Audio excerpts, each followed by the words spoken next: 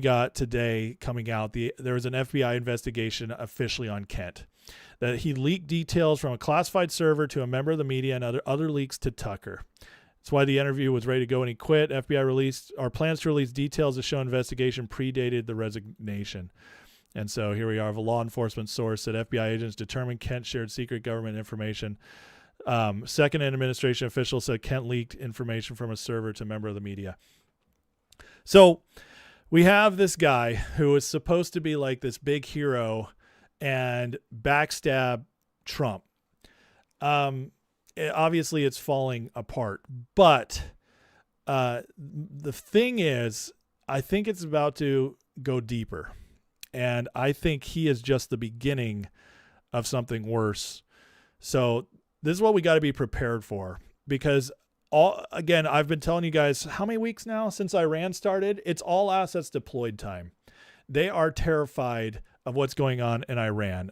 City of London is terrified of what's going on in Iran. They are losing their grip on world markets, losing their grip on the oil market, which is the most important market in the world because you control oil, you control energy.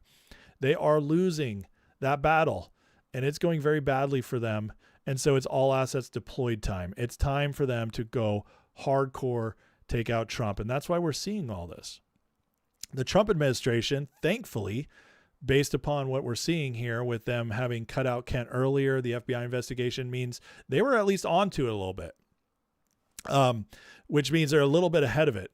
And good thing, too, because it looks like more is coming. Brendan Dilley's putting it out here today. I'm here to tell you Joe Kent is not the only one being investigated for leaking, and Tucker's not the only podcast turncoat being looked at for taking foreign money. The more they talk, the worse it gets. So, and then Laura Loomer, who, you know, I don't always like Laura, but she does some good work. And it says, indeed, people mock me when I say this, but people are about to find out. So it's getting saucy. And this is why I mean, this is the point of no return, because if one way or the other, all right, somebody's coming to the point where one side is going to be proven right. We're not that far off from that point. And if these guys all turning on Trump are proven right, if some smoking gun comes out about the Trump administration, it really does come out they were controlled by Israel, or there's some Epstein file that proves some crazy stuff, or we get stuck in Iran and Trump drops 100,000 troops into Iran, all of it starts crumbling for MAGA, and they'll be celebrating. And honestly, that's what they're trying to do. They're trying to get Trump stuck into something or find out something about him. And that's why they're undercutting him with these leaks and all this. And Tucker obviously had been playing both sides for a while now, which, by the way, it came out today that Trump has now banned Tucker Carlson from the White House. That was trending. Now, I didn't see it from the most reliable sources, but I saw it from a few sources. So I'm like, okay, it's probably true, although I'm waiting for it to be official. But I definitely believe it's true, knowing Trump. But this is heating up. And on the flip side, if Dilley here is right and the Trump side's right, and all of a sudden it gets exposed that Tucker's taking foreign money and others are taking foreign money, and Kent is a leaker, and that's proven, and others are a leaker, because all these people have turned against Trump and have shown their true colors, because of this, there's no turning back. Who's ever going to trust them again? Is anybody ever going to trust Tucker Carlson again after this? That's MAGA, that stayed with Trump. No. Anybody ever going to trust Megyn Kelly again? No. Alex Jones again? No. Steve Bannon? No. Although, well, some will still trust Bannon because he hasn't come full out yet. Although I don't know how anybody does after the Epstein stuff. But my point is they're all parroting, and we all see it. We all see how they're all coordinating all this at the same time. Tucker at this point is acting no differently than Nick Fuentes. Candace Owens has been gone for a while. I mean, it's just getting worse and worse. Rich Barrett's crashing out. Robert Barnes crashing out. And I'm seeing more and more. There's some smaller influencers. And I know this one's going to hurt some of you guys because of MMTLP stuff, but Ann Vandersteel, she is full on grifting. I've caught her in several lies. It's just like all these people who've been riding the Trump train, riding the MAGA train for their money, their influence. They are popping out of the woodwork like crazy because of Iran. And listen, Tom said it so beautifully yesterday. And one of the reasons like it's so important, I want you guys to listen to last night's live if you missed it, is because Tom understands the financial aspect of what Trump's doing in Iran and how it relates to London, city of London, in a way that is just better than how I can explain it. He understands it better than I do. And so that's one of the reasons I had him on.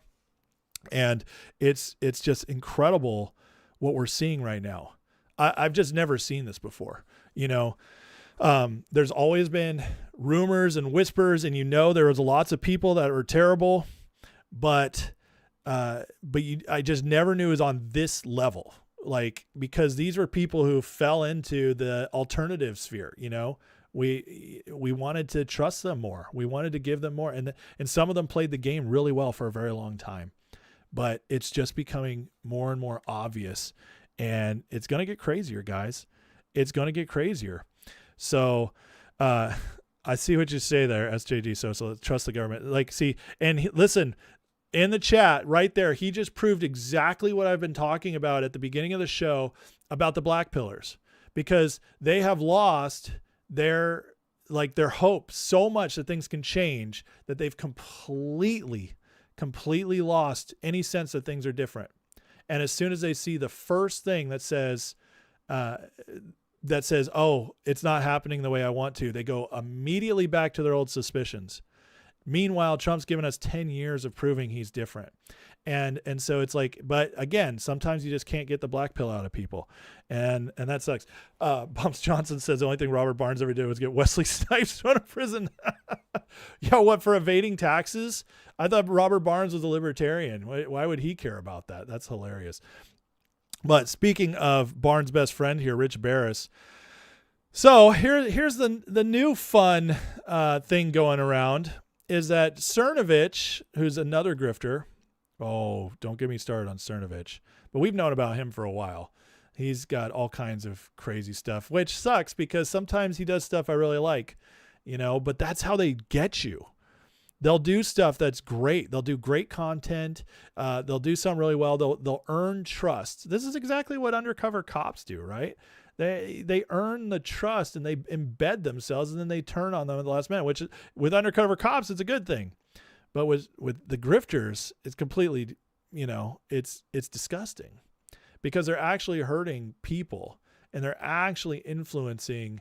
In close elections, they can influence elections. They can influence policy choices by putting pressure on presidents. Like, these people, now they don't have as much power as they think they do, but they used to, when it was just a few networks, before we really understood the internet, or the internet was fully catered and censored. And, you had to go dark web places to get actual truth before X. Yeah. They had a lot more power, and they think they still have it. And Cernovich throws this out today. A Tucker Carlson, Joe Kent ticket would steamroll anything Democrats or Republicans could bring. It's laughable when people try to argue this with me.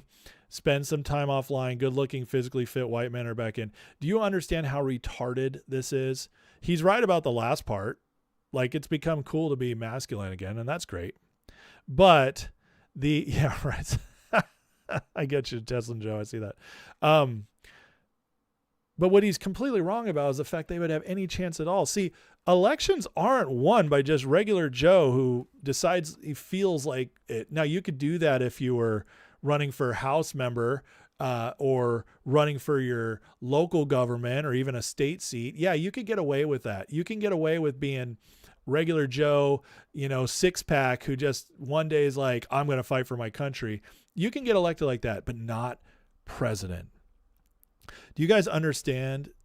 Let me ask you guys. Think about that. How many presidents are there that have no military experience and no political experience before they got elected the first time? How many presidents? I'll let you guys answer that for a second while I go over this. So Cernovich puts this out there, and then Rich Barris parrots it, and it's been all over the place. I mean, Megyn Kelly's put this out there. They're trying to get this out there. They're actually trying to build this case.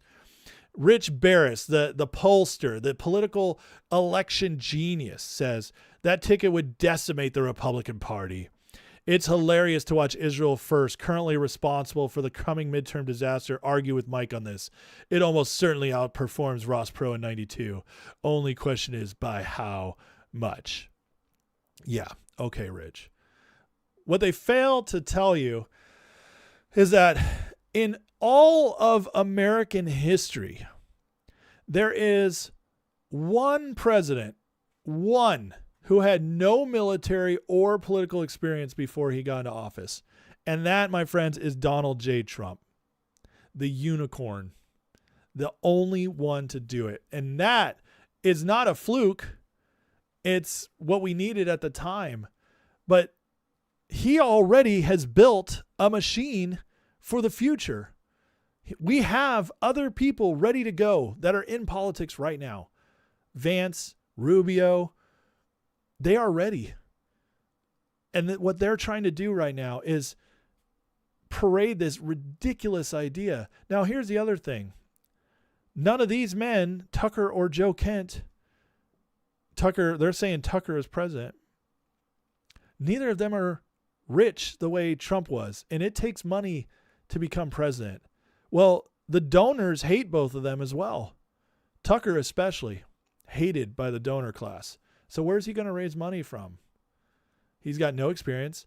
Trump also was a brand by himself. Successful businessman, had built real estate everywhere, famous, did The Apprentice. Tucker Carlson isn't 10% as famous as Trump was. Not 10% as famous. That's to all of America.